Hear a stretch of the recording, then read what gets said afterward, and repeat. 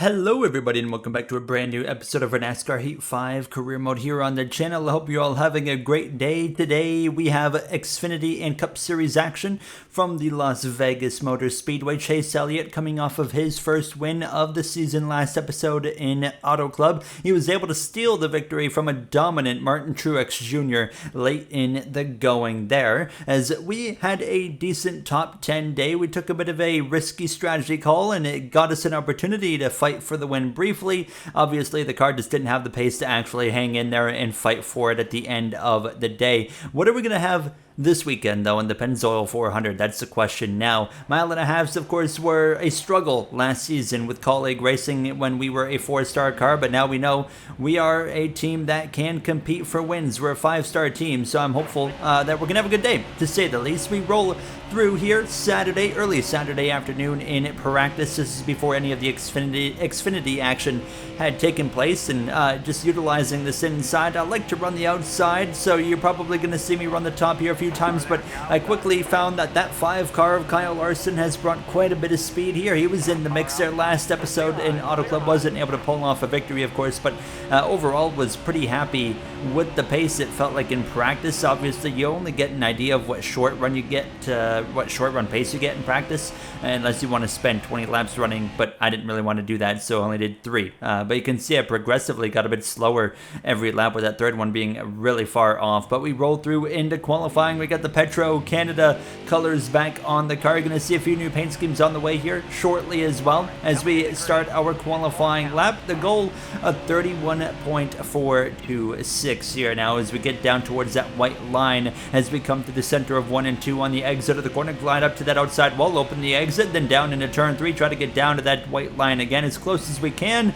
Getting close. I think I could have got a little bit closer in both corners, but on the exit of 4, catching the outside wall a bit, that's going to hurt our lap. Definitely going to lose us a good 3-4 positions as we cross the stripe. We still beat the goal time in P17, so that was quite impressive. After hitting the outside wall, we still managed a pretty respectable qualifying effort. As you see the rest of the order on your screen, Stenhouse all the way down at the bottom. It is important to mention that Shane Van Gisbergen is making his oval debut in the Cup Series today. He starts in P27 in the 91 car, as well as Justin Allgaier doing the 3rd car in the 98 for Andretti Global today. So 3 Andretti cars in the field. But before we focus in on their efforts, we have Xfinity Series racing. We've done all 3 races in the Xfinity side of things so far this season, just trying to get this colleague team kicked off. I will not be doing the Phoenix race in Xfinity. Landon Castle will likely be behind the wheel for the 10 for the Xfinity side of things going into Phoenix Raceway. I actually think we're just doing Cup only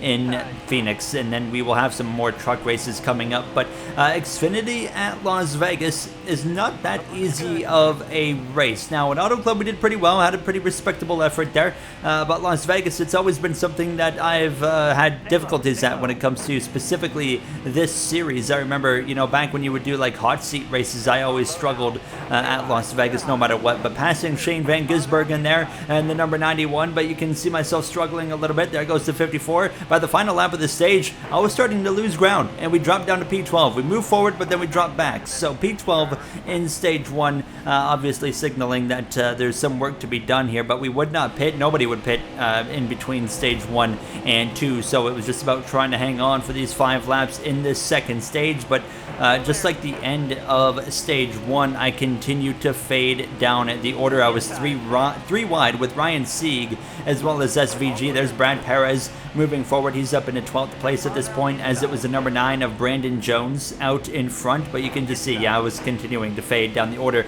There goes my teammate of Derek Krauser, the rookie colleague driver. And there's Sammy Smith up the inside as well. We just continue to drop like a rock. Final lap of the stage, I'm getting split 3 wide contact with Creed on the outside, Sam Mayer on the inside. Just nothing working here. I'm dropping like a rock. A lot of work needed to be done in this car. It was driving pretty bad. Here comes Ty Dillon, last episode's winner in Auto Club, up the inside on the exit of 4. He's not having a good day either, but he's going to get us at the line for 18th. It's P19 for us in stage 2. So we would make some pretty significant adjustments in between the stages, and unfortunately that shuffled us to the back again. It looked like it was 2 tire calls again from everybody in front of us. and we did the 4 tires, but hopefully we can use that 4 tire advantage as well as adjustments to our advantage and make our way forward once again, passing Haley Deegan right there, going up the inside for the overtake on Kaz Grawler, Ryan Ellis right there, and then number 43 in front of us, Ryan Sieg as well. And we would move forward 10 laps ago, and we had gotten back up into P21 as VG right there in front of us in that 20th position, passing Kyle Sieg there as well as Zane Smith in the 98. We'll also pass SVG for P20, and now try to focus in on going after Trevor Bain in the number 18. It was still the number 9 of Brandon Jones out in front in these closing laps, but I kind of got stuck here. I wasn't closing in, but you can see smoke pouring out of that Brad Perez into turn 1. Perez is going to have a major incident. The caution would fly. This would force a late race restart here in the Xfinity Series race from Las Vegas now. So we are going to move up into P19, and then the question is, what can we do basically, you know, with 3 laps of time to be able to work our way forward? Can Brandon Jones get the win here for Junior Motorsports as he leads the way into turn 1 and 2? Now you can see up ahead all the way at the front there, Justin Allgaier up there in the mix as well. What can he do? Final lap though here in Vegas, and I just struggled. The long run just does not suit this car so far this weekend, and you can see SVG gets past me for P19. Brandon Jones leads the way through 3 out of turn 4. Sure enough, Brandon Jones would pick up the victory here in Las Vegas. 3 different winners in 3 races so far, and our worst Xfinity effort by far, 20th place. And this will be our last race in Xfinity for a little while. We'll be back in a few races time, however. Corey Heim and Chandler Smith there, both in the top 5 on the Xfinity side of things. So good efforts for those young drivers in this series. Now let's focus in on Sunday for the Cup Series in Las Vegas. Today we are at the Las Vegas Motor Speedway for our first mile-and-a-half event of the year. Only 2 races into the season. Is there anything that has stood out to you guys so far? Yeah, I know the 9-car won last week, but that 19 of Truex has not missed a beat since his 2nd title last year. That team is bad fast so far. Yeah, I agree, Clint. However, the thing that has stood out to me is the lack of speed with my old team. Stewart Haas Racing has been way off to start the year. Hopefully they can find some speed soon. Okay, I think we've got good speed. Just keep me updated on how it drives on the long run. Yeah, 10-4. Thanks for the hard work, guys. Let's have a good day.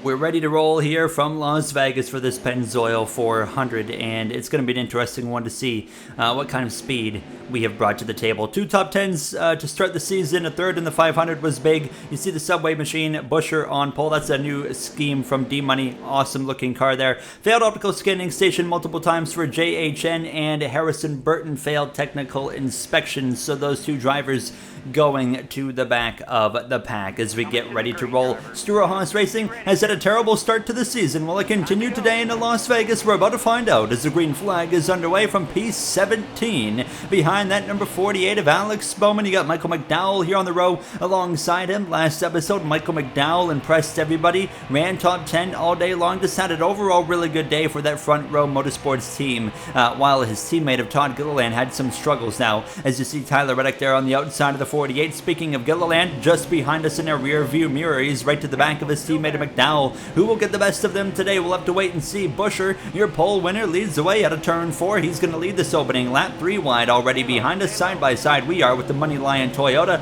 of Tyler Reddick. And now I see the opportunity to jump to the outside. The short run here in Las Vegas is always the opportunity to actually make this outside lane work. Are they about to try 4 wide? Kozlowski may be. No, they'll just be 3. Jones in the 43 Legacy Toyota is going to back out of it there. You got the 2 other Toyotas of the 20 and the 19, Bell and Truex side by side as well through 3 and 4. Truex will prevail. He, of course, is looking to get back to victory lane to kind of make up for throwing last episode, you could say, in Auto Club here. Kyle Larson, however, would take the lead quite early on from that 17 of Chris Buescher. As you see us 3 wide around the outside. We're making some good headway here in these opening laps now, as you can see, up into P10 alongside that Mavis machine of Denny Hamlin through 3. You can see right up to that outside outside wall there. Maybe a little bit higher than you actually want to get, and we don't really get a lot of momentum out of that one. So you want to be careful, especially in 3 and 4, with how high you are pushing the car towards that outside wall. But we continue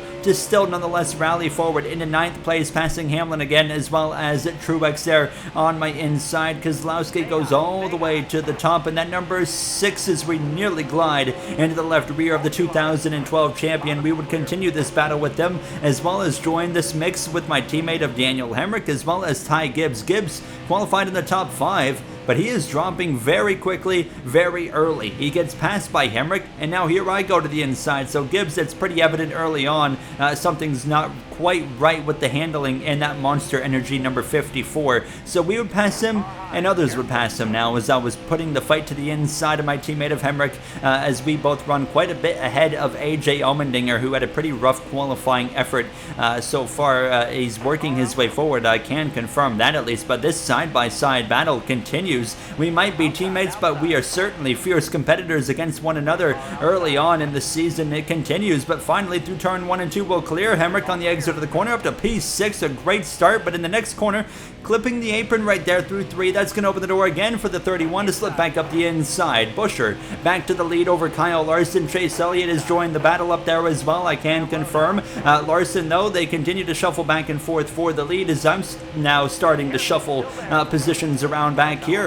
As you see, Truex goes past us, Blaney goes past us, and all of a sudden, it's starting to feel like the Xfinity Series race for me. The longer the run goes, the worse the car is starting to drive, which, well, that's common sense, that's how it works, but the longer it goes, the slower we are going compared to the other cars around us, and you can see, running P9 still, Bell to the inside of Truex after we've now gotten clear of the 31 of Hemrick, the 20, smoke pouring out of the back of him as we come down the front straightaway, and the caution's gonna fly. NASCAR is gonna throw it pretty early on that one, not sure if that was an engine or a tire issue.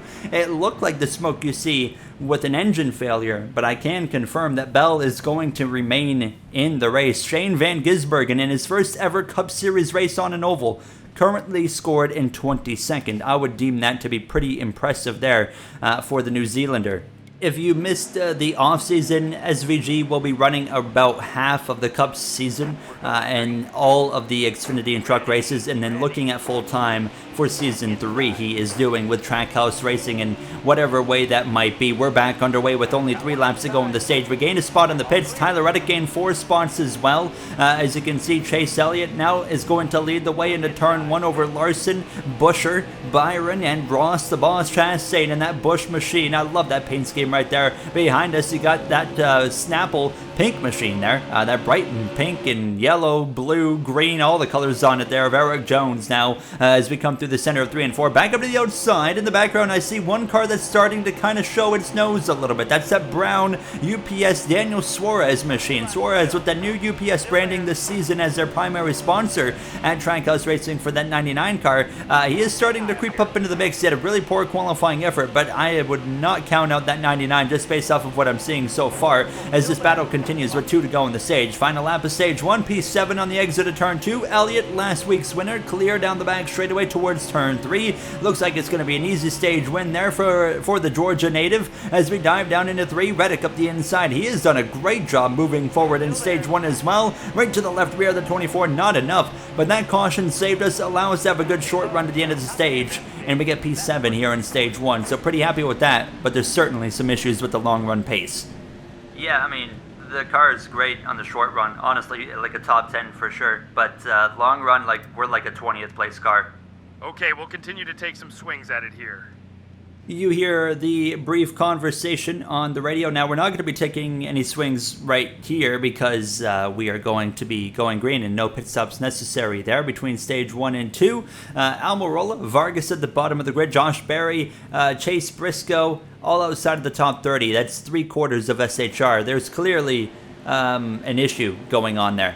It's only Harrison Burton that's inside the top 30 in that number 10 car right now. So what's going on with SHR? We'll hopefully find out in the coming episodes and see if they get a little bit better or if they continue to suck. They can't get any worse, I would say. That's the one positive. You got to feel for Josh Berry, who just moved to this team for his rookie season, fresh off of the Xfinity campaign for the few years with Junior Motorsports, and here he is walking into a team that almost seems to be dying as we head down this back straightaway to kick off stage number 2 towards turn 3. Out in front, Chase Elliott, Larson, Busher, the same 3 drivers that have been in front all day long so far, but a new driver has joined the mix. That's the 45 Moneyline 2311 Toyota of Tyler Reddick there up the inside of the 17. Chastain and myself lurking behind. I'm looking to go to the outside down into turn 1, so you're going to see myself glide up the track a little bit, not go too high though. Right about that 3rd lane, we could go to that 4th one if we really want to get flirty with that yellow outside wall, but we're going to avoid that so far as we dive down to lap 3, turn 1. You can see up ahead, it's still Elliott Larson. They're going at it. Busher falling back a little bit. Chastain's able to move through, and he's going to try not only pass the 17, but pass the 45 as well. And you see the 45 would drop back to P5, but you can also see that as the run goes a little bit longer, which is only 5-6 laps at this point, I'm starting to fade backwards again, and we saw this in stage 1, and look how far back I would drift. You can see, I mean, well over a second between myself and the 45 at this point. Byron had run me down. A bunch of cars had actually been able to get into the vicinity of myself. Byron's going to be looking up the inside right here into turn number 3, and I really don't have anything for him in that 24 Raptor machine, so Byron's going to be able to easily pass us here. Out of turn 4, here comes Ryan Blaney as well. He's going to be looking for a potential overtake there. Now as here he goes to the outside of myself as we go into turn 1, so that's going to put us down to 8th position. Really not what we're looking for here as we come to the center of the corner. I'm trying to stay ahead of him, and it's just not going to happen. So clearly the car is fading again as these laps go on. Will we get a caution, you know, like we did in stage 1 that kind of saves us? I don't know. Now Daniel Suarez to the inside of the 99 car. He's got some speed. Up into P8 he goes. So see you later, Daniel. And you can tell that 99's got a lot of pace because he would quickly run down the 2 cars in front of him and get into the mix. And unfortunately, I had backed up all the way to Joey Logano and others. Christopher Bell, these were guys we were battling with earlier in stage 1, but I mean, look at this. The 22 looks to my outside into turn 1. Less than 10 laps to go in the stage at this point. Christopher Bell, last season's regular season champion, right behind us, but it's been a while since he's gone to victory lane. He didn't get any wins in the playoffs last season. He had the issues earlier in this race. He's rallied back into the top 10. My teammate of AJ Allmendinger now moving forward. He goes to my outside through 3 and out of turn 4. We just continue to fade. What's going on here? Down to P12 in these closing handful of laps in the stage, but the caution, there it is. That will help us for sure. So we are going to come into the pit lane along with everybody else here, and we're going to, of course, get 4 tires put on this thing and fill it up on field, and hopefully there's a bit more pace in it. But you have to wonder if the adjustments that we made at the end of stage 1, or sorry, the caution before the end of stage 1 is not the right direction for this car. So you can see what we do here. We make some big changes on the left side tire pressure as we do gain 1 spot in the pit lane. Daniel Suarez moved his way into the top 10. He lost 9 spots in the pits. He had gotten all the way to P6, and then he lost the 9 spots in the pit lane. So unfortunate for the Trackhouse driver, who's unlikely to get stage points now, as it's only a 3-lap dash here to end stage number 2. Can we repeat what we did in stage 1 and go on a bit of a rally forward? Let's wait and see. On the inside of that Hyper Ice machine of Allmendinger, now he has rallied his way forward, and now he's nearly the best running colleague machine as we head down this backstretch. What's happened to Daniel Hemrick? Get a good start to the race, and now he's just kind of faded back. He had a really rough race in Auto Club. California did not go his way, as we, of course, are, you know, full-blown West Coast swing at this point. We go to Phoenix in the next episode to wrap things up there, and we don't have Phoenix as a championship race, remember, so Phoenix that's the only time we go there this season is in the next episode, so thank goodness. Now as we dive down into 3 on the inside of Logano, and just like stage 1, we've rallied our way into the stage points, climbing up the hill on the exit of 4 4 to kick off the final lap of stage 2. And again in turn 2, same situation, drifting way up the track, the 20 to the outside. Here comes Suarez. Suarez could still get a stage point here depending on what happens, as we now drop down to P11, P12 area. As you can see, the car doesn't turn. I am so tight through 3 and 4. The 48's going to get us as well, as we drop down to 13th place. Elliott sweeps the first 2 stages. P13 in stage 2. Not good at all.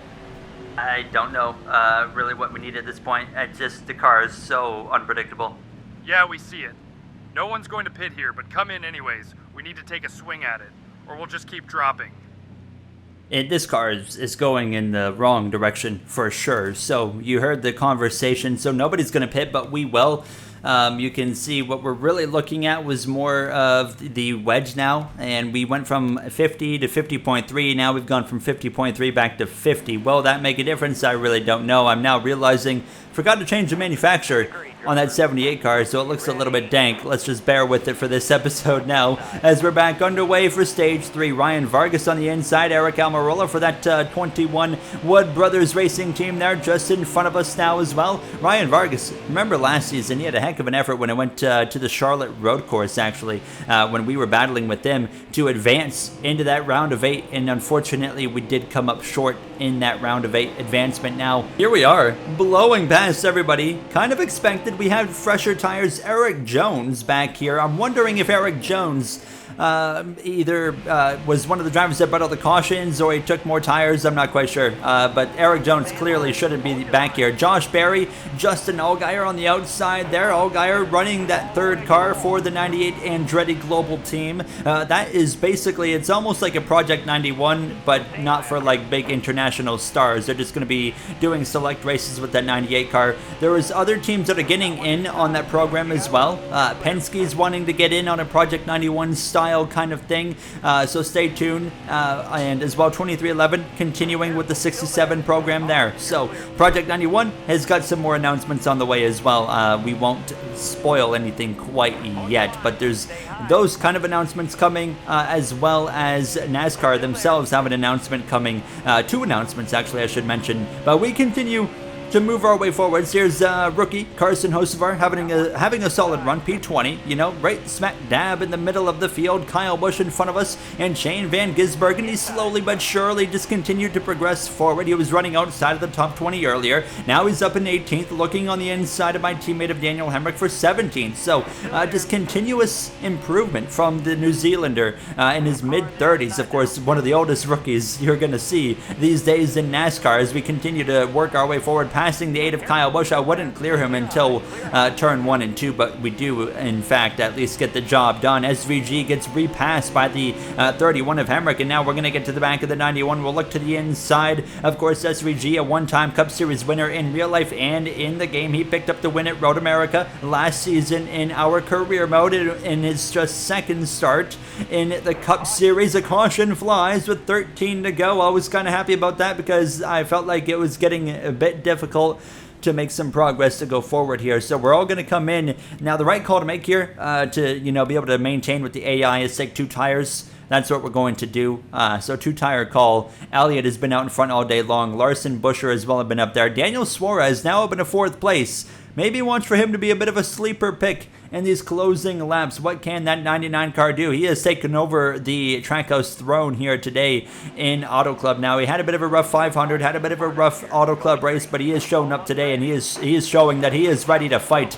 We're back underway. It's less than 10 laps to go in Las Vegas. We've had our ups and downs in this race so far. We got the stage points in stage 1. We lost out on stage points right at the end of stage 2, and of course, stage 3 has just been all about rallying our way back forward, but I felt like we had kind of hit that plateau right when that caution was coming out, so I was pretty happy that we got that yellow flag. Down this back straightaway, Truex not having a good day either after a dominant effort. Really, Toyota in general not having a great day. I mean, all the Joe Gibbs cars outside of the top 10, aside from Christopher Bell, who's up there in the mix. John Hunter Nemechek actually up there as well towards the top 10, so a solid run for him in his first season with that Legacy Motor Club team. Now as we continue to drive up to the outside now with these final 8 laps underway, SVG trying to look to my left rear quarter panel. He will be unsuccessful in that, so we maintain 18th place for now as we continue to try and put the fight to the 11 of Hamlin out to the back straightaway, up the inside, down is towards turn 3. This will move us up into P17, but the question is, can we complete the pass? The answer is absolutely not. He stays ahead in that Mavis machine. As now look in that rear view mirror, there's a pink blob getting much larger and much clearer. That's Eric Jones, who's continuing to rally his way forward now, and he would find a lot of speed late in this race. I mean, you can see him filling up my rear view mirror in these closing laps. I don't know where the heck he has found it, but he goes by on the inside, takes 18th place away. See you later, Eric Jones is going to go try and pass his teammate of John Hunter Nemechek. Chase Elliott cruising at this point, it felt like, to victory now as we continue in these final 3 laps of racing to scrap it out with Hamlin, Jones, Nemechek, our teammate of Hemrick as well. You got just up in front of him, you got Martin Truex Jr. But as we approach the final 2 laps of this race, still struggling to actually gain a position here. We've been battling with these guys, but we haven't been able to pass them. White flag in the air in Las Vegas, side by side in front between the 42 and the 11. Chase Elliott, I mean, what a start to the season for the Napa Auto Parts team. As you can see, he won, of course, last episode in Auto Club with a late race pass on Truex, and now he leads the way through 3 and 4 as we force a 3 wide up the inside of the 42 and the 11. Elliott sweeps the day, stage 1, stage 2 winner and race winner. We don't have enough for these 2 guys in front of us. We're going to have to just settle for a finishing position of just inside the top 20. Hamlin, Nemechek cross the line side by side, and really just disappointing for us.